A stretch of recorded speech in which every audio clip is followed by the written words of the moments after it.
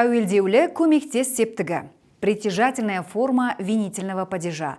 Көмектес септік. Творительный падеж казахского языка соответствует русскому творительному падежу с предлогами «с» и «без».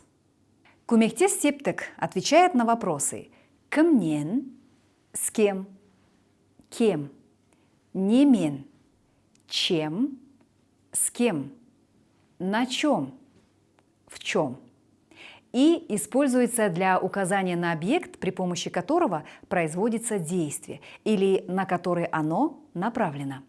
Существительные в творительном падеже «көмектес септік» принимают окончание «мен», «бен», «пен».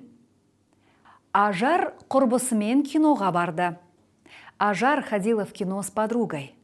Асан қаладан машинамен келді. Асан приехал из города на машине. Мен қаламмен жаздым. Я написал ручкой. К словам с притяжательным окончанием первого, второго лица «сен» присоединяются аффиксы көмектес септік. Мен. Мен досыммен қонаққа бардым. Я с другом ходил в гости. Мен әкеммен сөйлестім. Я разговаривал с отцом. Мен баламмен саябаққа бардым. Я с ребенком ходил в парк. Сен досыңмен кездестің бе? Ты встречался с другом? Сен ата-анаңмен сөйлестің бе? Ты разговаривал с родителями. Сен балаңмен мектепке бардың ба? Ты ходил в школу с ребенком?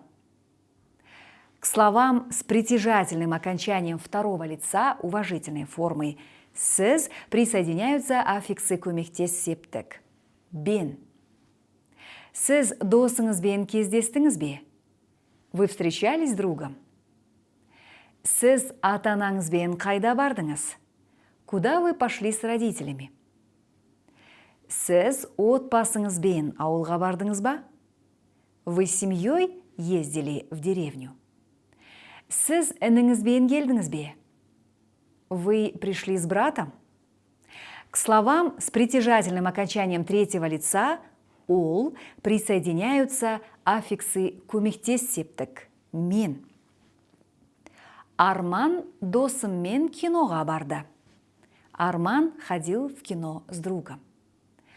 Ол ата-анасымен сөйлесті. Он разговаривал с родителями. Айжан баласымен ойнады. Айжан играла с ребенком. Ол әжесімен ақылдасты. Она посоветовалась с бабушкой.